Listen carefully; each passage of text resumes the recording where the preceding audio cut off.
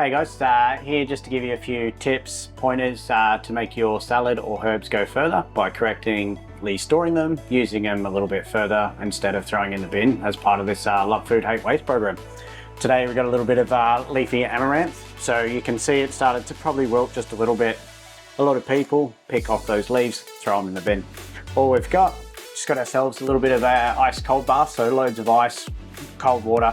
What's happened, it's going to put the leaf in it, it's going to like seize up, bring it really fresh and bring it back to life. So essentially all we're doing, we don't want to leave it in the water for too much, and this process goes the same for any lettuce, any herbs, so your oreganos, your parsleys, tarragon, anything that is leafy that you're going to throw out just because it looks a little bit sad or wilted like an unwatered plant. So making sure that we submerge it a little bit to create that shock. And then we're going to transfer it all to a little salad spinner.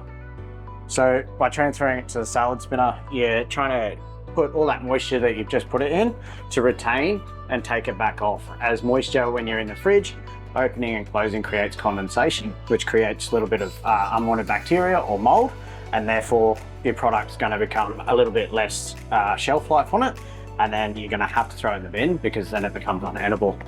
So I'd say a big misconception is that you need to store herbs in water or some sort of wet environment, you know, and that's just definitely not the case. The drier the environment, the better they are. So, well, I think it's just plain and simple. Like, moisture creates bacteria, bacteria creates mold, and mold's not very good for us. Shortens the shelf life.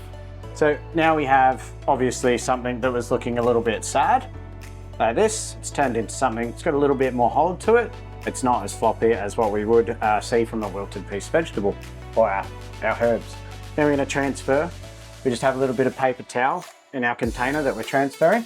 So the paper towel on the bottom is going to act like that sponge. So we're taking off any excess moisture created with condensation with opening and closing the fridge throughout the week to absorb that up to keep the leaves nice and dry.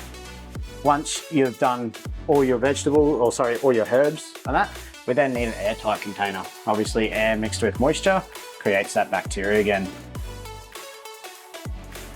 Then we're creating a spot in our fridge, which we spoke about earlier last week with the pantry and the fridge, that we have a nice spot in our veg crisper or on one of the shelves so it can't get contaminated.